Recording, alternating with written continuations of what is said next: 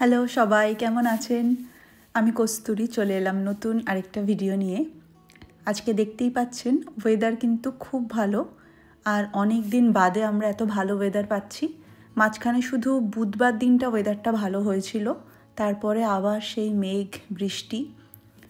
তো আজকে রোববার, তারপরে ওয়েদারও ভালো। আর হঠাৎ করেই ফেসবুকে চোখে পড়ল কেডিএম বলে একটা কমিউনিটি আছে, ওরা আজকে একটা পিকনিকের আয়োজন করছে।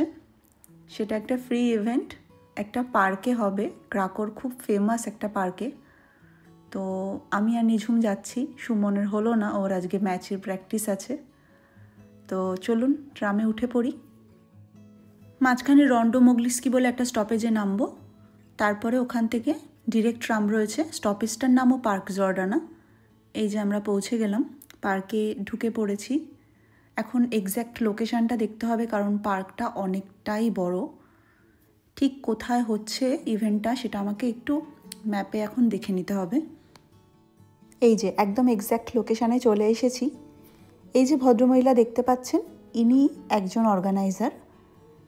উনি খুবই ওয়েলকাম করলেন আমাদের, আর নিঝুমকে নিয়ে এসেছে দেখানোর জন্য এখানে বাচ্চাদের ট্যাটু আর ফেস পেইন্টিং হচ্ছে। তো উনি নিঝুমকে জিজ্ঞাসা করছেন যে ও করতে চায় কি না, দেখি কি বলে।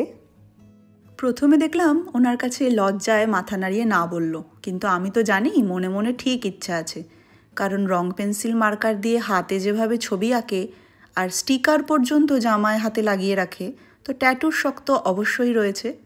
এই হাতে পায়ে দাগানোর শখটা জানেন ছোটোবেলায় আমারও ছিল, প্রচুর বকাও খেয়েছি। এখন আমার মেয়েকে আমিই বকা দিই। তো এই যে বসেছে করতে ট্যাটু, উনি জিজ্ঞাসা করলেন কি ডিজাইন চাই, নিঝুম বলে দিয়েছে।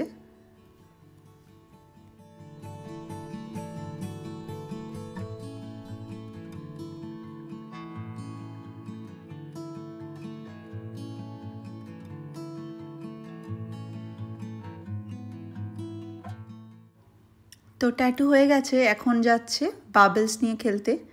এটা ওর খুবই পছন্দের একটা জিনিস, আর এখানে সামারে বাচ্চারা খুব এই জিনিসটা নিয়ে খেলে। আর এই পার্ক জর্ডানা কিন্তু অনেকটা এরিয়া নিয়ে রয়েছে। এখানে আরও অনেক কিছু দেখানোর আছে, বলার আছে। প্রচুর ইতিহাস জড়িয়ে রয়েছে এই পার্কের সাথে। আমি নিশ্চয়ই আরেক দিন আসবো আর পুরোটা আপনাদের দেখানোর চেষ্টা করব। 1889 সালে হেনরিক জর্ডান বলে একজন সমাজসেবী ও চিকিৎসকের উদ্যোগে এই পার্কটি তৈরি হয়েছিল, আর তার নাম দিয়েই এই পার্কটার নাম রাখা হয়েছে পার্ক জর্ডানা। বেশ কিছুক্ষণ ভদ্রমহিলার সাথে গল্প করলাম। ওনার অরিজিনাল বাড়ি মরিশাসে। আমি জিজ্ঞাসা করছিলাম উনি পোল্যান্ডে কতদিন রয়েছেন বা এই ধরনের ইভেন্ট উনি কবে থেকে শুরু করেছেন। তো বেশ ভাল লাগছিল গল্প করতে, অনেক কিছু মরিশাসের কথাও শুনলাম। উনি আমাকে অনেকক্ষণ থেকেই জোর করছেন কিছু স্ন্যাক্স নেওয়ার জন্য, তো যদিও খিদে নেই, লাঞ্চ করেই বেরিয়েছি, তাও একটা কেক নিয়ে নিলাম।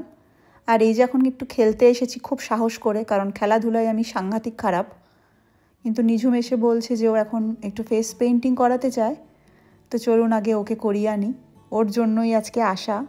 খুবই ছোট্ট একটা ইভেন্ট, কিন্তু তাও বাচ্চারা কিন্তু খুব আনন্দ করছে।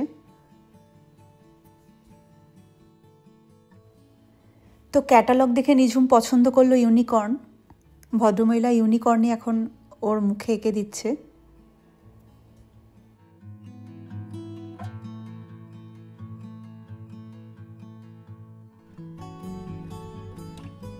তো এই যে হয়ে গেছে ইউনিকর্নের ফেস পেইন্ট। বাহ, কি সুন্দর করে দিয়েছে। নিঝুমও খুব খুশি। আর এখন দেখছেন কীরকম ভিড় হয়ে গেছে। এটা 4টে থেকে শুরু হয়েছিল, আমি মোটামুটি তার মধ্যেই এসেছিলাম। আস্তে আস্তে অনেকটাই ভিড় বেড়ে গেছে।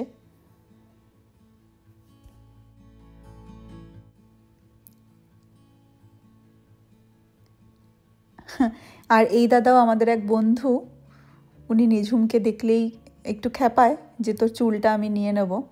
তো সেইটা শুনে নিঝুম এখন ছুটে বেড়াচ্ছে, আর উনিও নিঝুমের পেছনে ছুটছেন। আর এই যে এখন এসেছে আবার বেলুন নিতে। বেলুনের প্রতিও তো সাংঘাতিক ভালোবাসা রয়েছে। সব বাচ্চাদেরই এখানে বেলুন দেওয়া হচ্ছে, সবাই কালার পছন্দ করে বেলুন নিয়ে নিচ্ছে। তো এখানে মোটামুটি যা করার ছিল হয়েই গেল। চলুন সামনে একটা পার্ক রয়েছে বাচ্চাদের, ওখানে যাই। নিজম একটু এখানে খেলে নিক, তারপরে এখান থেকে বাড়ি চলে যাব। বাচ্চাদের পাশাপাশি কিন্তু বড়দের জন্য এখানে প্রচুর স্পোর্টস ফেসিলিটিস রয়েছে, যেরকম ভলিবল কোর্টস, টেনিস কোর্টস রয়েছে, সুইমিং পুল, স্কেটিং রিঙ্ক, আরও অনেক কিছু। আমি আরেকদিন যেদিন আসব নিশ্চয়ই পুরোটা আপনাদের দেখানোর চেষ্টা করব। খুব ছোট্ট একটা ইভেন্ট হলো, এই 2 ঘন্টা কিন্তু বেশ সুন্দর কাটলো। নিজমও খুব মজা করলো।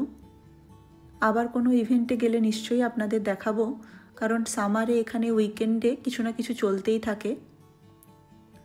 এবার বাড়ি ফিরবো, তো চলুন, এই যে আমরা ট্রাম স্টপে চলে এসেছি আর আমাদের ট্রামও এসে গেছে। তো আজকের ভিডিওটি কেমন লাগলো অবশ্যই কিন্তু লাইক কমেন্ট করে আমাকে জানাবেন। আর খুব শিগগিরই পরবর্তী কোনো ভিডিওতে দেখা হবে।